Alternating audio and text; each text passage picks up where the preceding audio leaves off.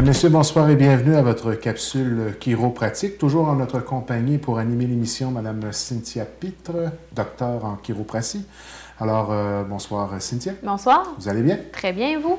Extrêmement bien. Donc, à cette étape de la saison hivernale, on va parler de la fameuse saison des sinusites.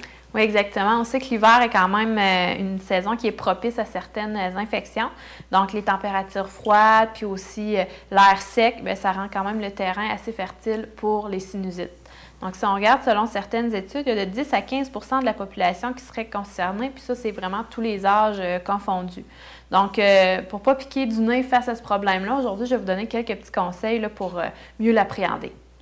Peut-être commencer par une petite définition de ce que sont les sinus en tant que tels. Oui, exactement. Dans le fond, les sinus, c'est 4 zones de cavité situées dans certains os de la tête à l'avant du crâne. Donc, vraiment, quand on parle de sinus, on va avoir ils sont vraiment comme au niveau des joues un peu, si on veut, ici, de chaque côté du nez. Puis sinon, c'est au-dessus des yeux, là, de chaque côté ici. Les muqueuses au niveau des sinus ont comme fonction principale de réchauffer, de filtrer, puis d'humidifier l'air qu'on respire. Donc, leur infection, qui généralement va être causée par un rhume, va provoquer automatiquement de l'inflammation, donc une irritation au niveau de des muqueuses. Puis cette irritation-là va causer une surproduction de mucus qui va créer l'obstruction des voies nasales, puis tous les inconforts qu'on connaît qui y sont rattachés. Et pour ce qui est des symptômes maintenant? Oui, mais dans le fond, les symptômes les plus courants de la sinusite, on va parler de congestion, de sécrétion nasale jaunâtre, de maux de tête lancinants et violents, des douleurs, par exemple, à l'oreille, aux gencives, aux dents ou à la gorge. Quand on parle de douleurs oreilles, gencives, dents, c'est sûr que les sinus, c'est situé au niveau des os de la tête, au niveau du crâne à l'avant, mais c'est quand même, le corps est une grosse machine, puis si on va parler vraiment, c'est des douleurs référées. Donc, quelqu'un peut avoir une sinusite, puis penser qu'il fait une otite par la même occasion, mais souvent, c'est parce que c'est la sinusite qui a une douleur qui va référer là, au niveau de l'oreille. C'est vraiment ce qu'on appelle des douleurs référées. Puis au niveau des dents, bien, c'est parce qu'on sait que la dent, on voit une partie de la dent, mais il y a quand même la racine de la dent qu'on a au niveau de la gencive, puis c'est au niveau des sinus qui sont ici, c'est en contact presque direct. Donc, si notre sinus est rempli de mucus, ça fait une pression. Donc, c'est pour ça qu'on va avoir des maux de dents là, par la même occasion. Sinon, on peut faire de la légère température, puis souvent, on va avoir là, un malaise quand même généralisé. C'est sûr que la pression qui va être ressentie autour des yeux puis au niveau du crâne est quand même souvent difficile à supporter. Ça apporte vraiment des maux de tête. Lorsque l'inflammation de la muqueuse devient trop importante, bien à ce moment-là, les sécrétions nasales, ils n'arrivent plus à s'échapper. On sent la pression, on a des maux de tête, mais on a beau se moucher, mais il n'y a rien qui sort. Là. Souvent, c'est ce qui va se produire. Puis dans le fond, c'est le fait qu'elle va demeurer prisonnière de la cloison du nez, bien, ça provoque la fameuse pression qui est ressentie, qui est semblable, souvent on va dire « Ah, j'ai un rhume de cerveau ». Puis justement, on parle à ce moment-là douleur à la tête, aux gencives ou à la mâchoire. Normalement, on va parler une sinusite aiguë. Ça va se résorber en moins de 4 semaines en moyenne. Puis, on va parler de sinusite chronique. C'est quand que la sinusite persiste au-delà de 12 semaines. 4 semaines, c'est quand même assez long. Oui, hein? c'est un mois là, qu'on est quand même pris avec ça. Donc, faut quand même essayer. C'est pour ça qu'on va essayer de donner des petits trucs là, pour essayer de s'en débarrasser le plus rapidement possible.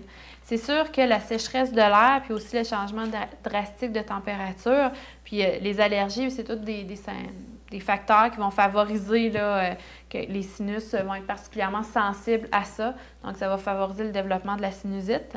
C'est sûr que, outre ces 3 facteurs-là, on accuse principalement la santé déficiente des tissus à l'intérieur des sinus qui parviennent difficilement à évacuer les déchets là, qui s'y logent.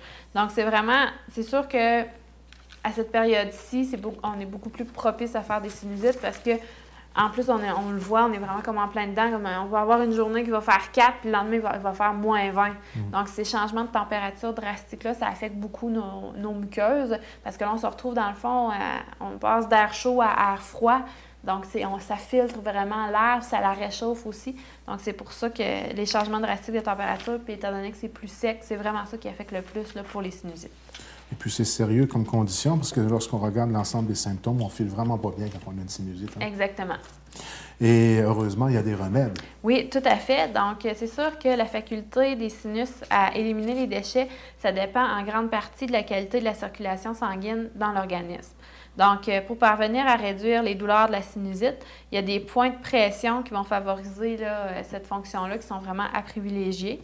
Ce type de manipulation-là va permettre, entre autres, le décongestionnement des sinus au moyen de pressions précises qui vont être effectuées généralement par un professionnel de la santé, puis qui vont favoriser la reprise là, de la bonne circulation sanguine dans l'organisme.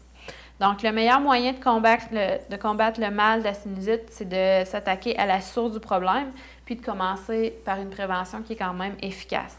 Donc, par contre, si vous n'avez pas réussi à y échapper, il existe diverses méthodes quand même naturelles qui vont vous aider là, à combattre la douleur.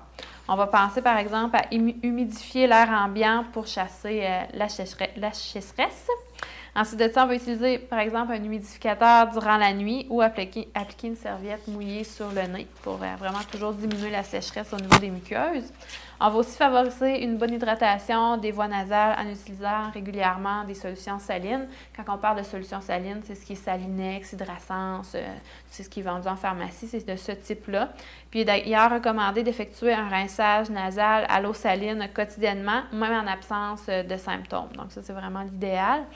On va aussi favoriser les aliments chauds comme la soupe, les tisanes puis les thés, ou encore on va épicer les plats. En mangeant de temps en temps de la nourriture qui est un petit peu plus relevée, bien, nos sinus vont quand même s'en porter mieux. Ça va les aider à les décongestionner. Ensuite de ça, on va parler de purifier l'air, notamment en se tenant loin des émanations de fumée de cigarette ou des endroits où la pollution ambiante est quand même assez concentrée. Les fumeurs ainsi que les citadins, selon les statistiques, sont d'ailleurs plus vulnérables aux sinusites, puis on va avoir plus de difficultés là, à la combattre également. Puis finalement, hydratez-vous suffisamment.